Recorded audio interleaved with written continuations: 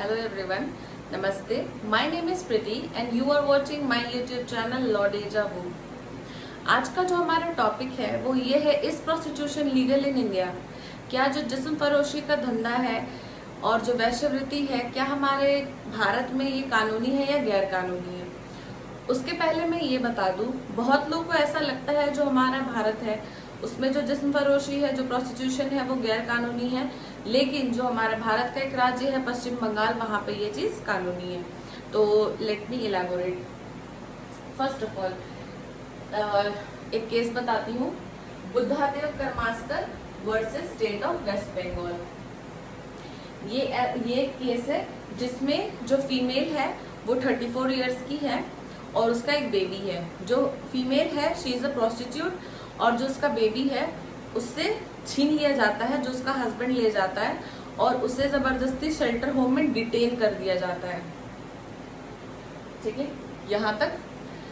Then हमारे supreme court ने पहले ही बोला है कि मतलब आर्टिकल 142 यूज करके उन्होंने सुओ मोटो करके उन्होंने बोला कि जो इक्वल प्रोटेक्शन, जो भी लोग ऐसा सोचते हैं कि जो वैश्या है, जो प्रोस्टिट्यूट्स है, उनको समाज में कोई अधिकार नहीं मिलना चाहिए या फिर एनीथिंग, तो ये चीज नहीं हो सकता है, because they are also a part and the citizen of the country.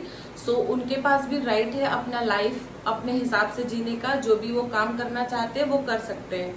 And 2020 में नेशनल ह्यूमन राइट्स कमीशन ने उनको as an informal worker recognise किया। और इसमें ये बोला गया है कि जब भी जो प्रोस्टिट्यूट्स है अगर वो कोई भी एक्टिविटी करती है, पहली बात तो ये है कि वो एक पब्लिक प्लेस नहीं होना चाहिए, it should not be immoral. उसको छोड़ के वो अगर अपने मतलब खुद से रिलेटेड एज एन एडल्ट अगर वो कंसेंट देती है तो आप उसको मतलब वो जो भी चाहे वो कर सकती है अपने कंसेंट से। जो वैश्यवृत्ति है, जो प्रोस्टिट्यूशन है वो कर सकती है। और अगर कभी भी ऐसा होता है कि ऐसे रेड पड़ता है कभी, तो जो भी वहां पर जो काम कर रहे हैं उनको अरेस्ट आप नहीं कर सकते हो, आप उसके हेड को अरेस्ट कर सकते हो, बट आप प्रोस्टिट्यूट्स को अरेस्ट नहीं कर सकते हो। अगर कभी भी ऐसा है कि वो लोग काम कर रहे हैं और जो लड़की काम कर रही है वो एक माइनर है, तो आप उसको शेल्टर होम में डाल सकते हो, आप उसके लिए जितनी भी चीजें वो कर सकते हो, बाकी आप एक एडल्ट और विद कंसेंट के साथ आप नहीं कर सकते हो। एंड यस, ये जो भी चीज बनाया गया था वो ह्यूमन ट्रैफिकिंग की वजह से बनाया गया था, क्योंकि ह्यूमन ट्रैफिकिंग में करके ये जितने भी माइनर्स है और जितने भी फीमेल्स है या बच्चे हैं, ये लोग को ये सब काम में लगाया जाता है। और कभी कोई भी मतलब इस केस में बोला गया कि कभी भी जो भी प्रोस्टिट्यूट है उसको आप उसके बच्चे से अलग नहीं कर सकते हो। अगर वो अपनी बच्ची को इस काम में लगाती है, एक माइनर बेबी को, और उसका कंसेंट नहीं है, then you can, otherwise you can't separate, because she is a mother and she also have a right. And one more thing, the justice Verma commission 2023 में ये बोला गया कि अगर आप कभी भी इनको पकड़ते हो, मतलब प्रोस्टिट्यूट्स को, तो पहली बात तो ये जो मीडिया है वो बहुत ज्यादा उनको पब्लिश करती है, आप फोटो शो करते हैं, वीडियोस दिखाते हैं, बट आप ये चीज नहीं कर सकते हो। This is not legal. उनका भी प्राइवेसी है, उनका भी आइडेंटिटी है, तो आप ये सब चीज को डिस्क्लोज नहीं कर सकते हो।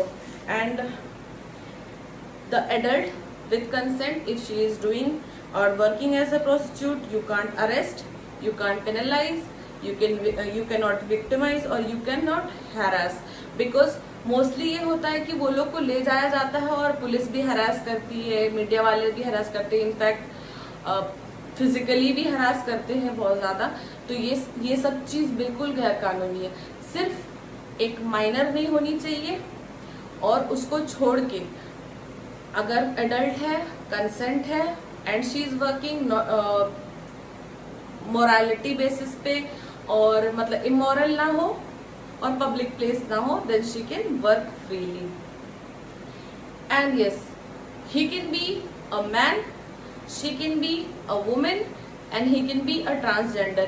Anyone, they can work as a prostitute under Article 19. So आपका इसमें क्या राय है, आप मुझे कमेंट में बताइएगा. क्योंकि मैं ऐसा सोचती हूँ, जो समाज ये बोलता है कि नहीं आप ऐसा मत करो, ये सभ्य नहीं है, ये वो जो भी, मैं ये सोचती हूँ कि जो लोग ये बोलते हैं, जो सभ्य बनते हैं हमारे समाज में, वही इनके पास जाते हैं, वो इनको धंधा देते हैं, वो इनको पैसे देते हैं, तब जाके काम होता है. और इनफैक्ट ये प्रोस्टिट्यूशन के वजह से बहुत सारे जो रेप है वो थोड़ा कम होने का ऐसा रहता है. बट देखो क्या क्या हो रहा है अभी तो. डॉग्स, मतलब nothing is safe around us, in fact in the house also.